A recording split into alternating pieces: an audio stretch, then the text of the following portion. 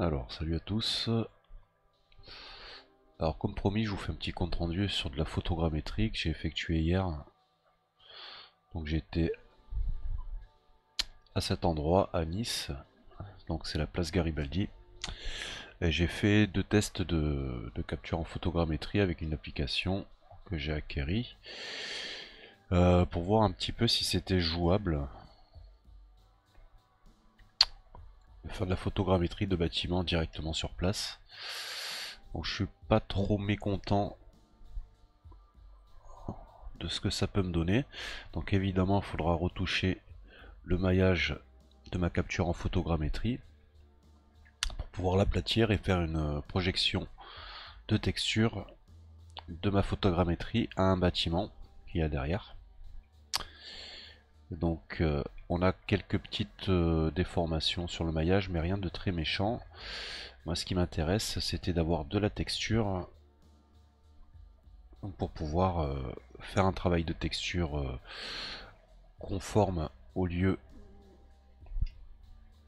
enfin conforme au bâtiment réel. Donc j'ai ma petite idée pour l'amélioration, mais voilà. J'ai fait ces tests là un peu tard hier après-midi, donc le problème c'est que j'avais beaucoup de touristes qui passaient devant moi quand je faisais mes captures, parce que là, pour vous donner une idée sur ce bâtiment, j'ai dû prendre une trentaine de photos pour avoir ce rendu. Mais voilà, bon, du coup la photogrammétrie marche pas trop mal. Je vais vous montrer d'un peu plus près ce que ça donne. Donc on a quelques petites incohérences, mais disons que pour du plaquage de texture, ça va être assez intéressant. Alors à savoir que l'application n'est pas gratuite, elle est environ à 6 € par mois, parce qu'ils utilisent des serveurs. J'ai malheureusement pas eu l'occasion de tester une application qui s'avérait très prometteuse, mais qui n'est plus en fonction à l'heure actuelle, qui s'appelait Displayland. Et l'avantage de Displayland comparé à cette méthode de photogrammétrie, c'est que Displayland, lui, effectuait des captures par vidéo, c'est-à-dire on n'avait qu'à filmer les endroits que l'on voulait capturer en photogrammétrie et le serveur faisait le reste. Le problème, c'est comme l'application a été gratuite, les serveurs ont été saturés et les développeurs ont dû arrêter donc de distribuer cette application qui était pourtant extrêmement prometteuse puisque gratuite et, beaucoup plus pratique en ce qui concerne ce type de capture. Néanmoins, donc j'ai utilisé l'application Scan 3D qui me permet donc de scanner avec mon téléphone des bâtiments ou des objets, peu importe. On les envoie sur le serveur calcule pendant à peu près 10 minutes euh, les photos et vous donne un rendu qui peut être exporté dans Blender sous le format OBJ ou STL.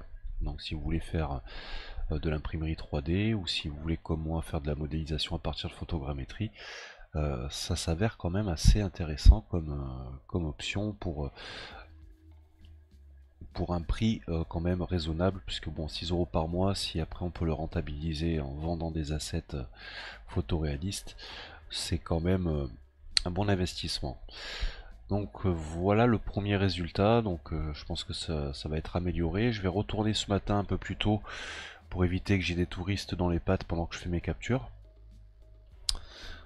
Et je vais retourner donc sur cette place, donc la place Garibaldi, pour faire un test de la statue de Giuseppe Garibaldi qui est ici, là où je montre le curseur.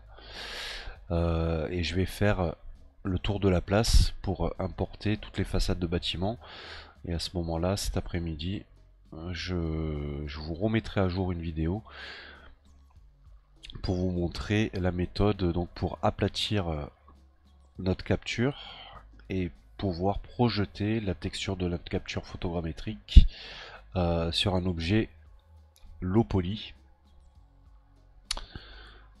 Et donc l'avantage c'est que là ma photogrammétrie a été mise à l'échelle par rapport à la taille de mes bâtiments OpenStreetMap pour donner ces bâtiments à échelle 1 pour 1, ce qui sera très pratique pour mon projet pour pouvoir faire de la visite virtuelle de lieux dans le simulateur automobile BeamNG Drive. Donc voilà, c'est en bonne voie en tout cas pour améliorer le rendu de mes bâtiments. Après, bien évidemment, je vais pas pouvoir scanner la ville en entier à la main tout seul. Donc forcément, je vais jouer avec mes outils de texture procédurale avec les nouvelles fonctions de OpenStreetMap. Donc avec des textures personnalisées. Et sur certains points clés de la ville, je vais faire de la photogrammétrie pour mettre en valeur des bâtiments cultes de cette ville de Nice. Donc je pense au Negresco, Palais de la Méditerranée, à l'hôtel Méridien, comme j'ai prévu de pouvoir rouler sur la promenade des Anglais sur tout le littoral de Nice.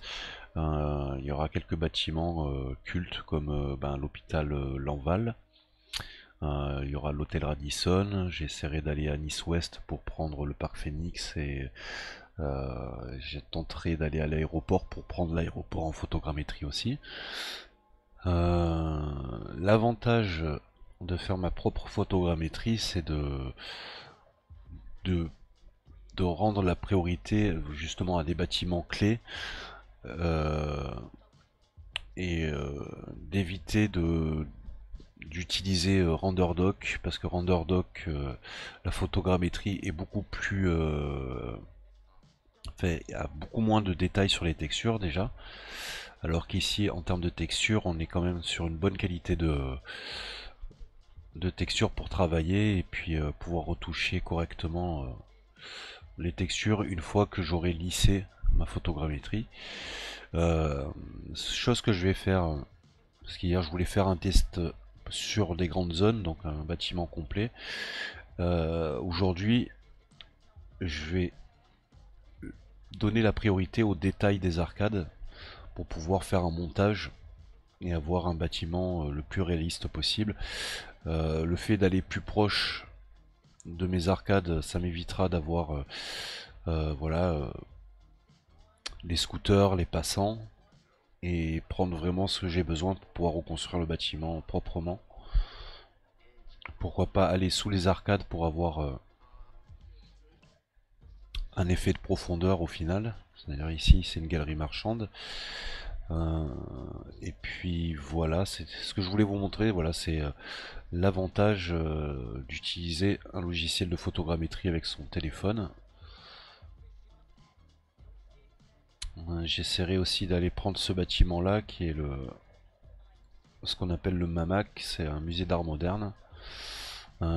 Ici on aura le théâtre de Nice aussi que j'aimerais prendre pour éviter que ce soit ce gros bloc de béton. Et puis pourquoi pas aller de l'autre côté pour prendre ces bâtiments là. Et voilà. Donc le but ça sera d'allier justement cette méthode dont je vous ai fait une vidéo hier pour faire du texture paint sur des bâtiments avec des textures générées par OpenStreetMap. Et voilà, d'allier un petit peu toutes ces méthodes pour avoir un rendu intéressant en ce qui concerne les visites virtuelles. Donc voilà. Donc pour rappel, l'application que j'ai utilisée pour faire cette photogrammétrie s'appelle 3D Scan. J'ai pas trouvé mieux pour l'instant. Et j'ai pas trouvé d'équivalent gratuit. Donc voilà. Pour l'instant je me contente de ça. Je vais faire quelques essais aujourd'hui. J'ai encore 2 jours pour me décider si je garde l'application et si je garde le forfait ou pas. Donc je vais voir si vraiment le l'application mérite d'être conservée ou pas. Donc voilà, vous pouvez me mettre en commentaire si vous trouvez intéressant cette méthode. Je vous montrerai donc cet après-midi comment je compte simplifier la photogrammétrie afin de faire une projection de texture sur mon bâtiment. Et puis voilà. Donc j'espère répondre à quelques-uns de mes abonnés qui m'avaient posé des questions il y a quelques temps déjà en ce qui concerne un workflow euh, réaliste, voilà, pour reproduire des villes. Donc voilà, après ben, il n'y a pas de secret, c'est du temps, c'est de la recherche sur les programmes à utiliser, mais voilà, on va pouvoir arriver à faire quelque chose d'intéressant et, euh, et avancer sur ce projet. Donc voilà, allez, je vous laisse et puis je vous dis à cet après-midi pour l'optimisation donc de notre capture photogrammétrique. Et puis voilà, j'espère que mes nouvelles vidéos vous plaisent et que le sujet vous intéresse. En tout cas, voilà, c'est quelque chose qu'on voit rarement dans Blender. Euh, Ce type de problème, c'est pas quelque chose qu'on voit tous les jours. Donc voilà, j'espère un peu vous motiver en tout cas sur vos projets et vous donner des idées sur des méthodes à appliquer pour vos modes, pour vos projets, pour vos scènes et ainsi de suite. Donc voilà, ben, je vous laisse, je vais me préparer et puis moi je vais aller sur la place Garibaldi pour faire le tour donc de ces bâtiments. Donc j'en ai un ici, 2, 3, 4, 5 en tout. Et puis j'irai par là, donc voilà, et je vous montrerai les résultats cet après-midi. Mais voilà, pour 2 essais hier, c'est la première fois que j'ai utilisé l'application. Pour l'instant, ça me convient, enfin, c'est quand même quelque chose qui va me faciliter la tâche. Et c'est quelque chose que j'arrivais pas à faire avec Google Street View et ni avec Google Street View d'ailleurs, ni avec des captures RenderDoc. En tout cas, je n'avais pas autant de détails. Et moi, ce qui m'intéressait, c'était d'avoir du détail de texture pour pouvoir après retoucher mes textures et faire comme hier, c'est-à-dire créer une bump map, une normal map, des réflexions sur les vitres et ainsi de suite. Voilà. Bon, après, le workflow vous le connaissez maintenant, mais voilà, on va essayer maintenant d'agrémenter la chose avec de la photogrammétrie et voilà, et d'améliorer donc la qualité de nos assets. Voilà, allez, je vous laisse et je vous dis à cet après-midi, une fois que je reviens à la maison pour optimiser tout ça.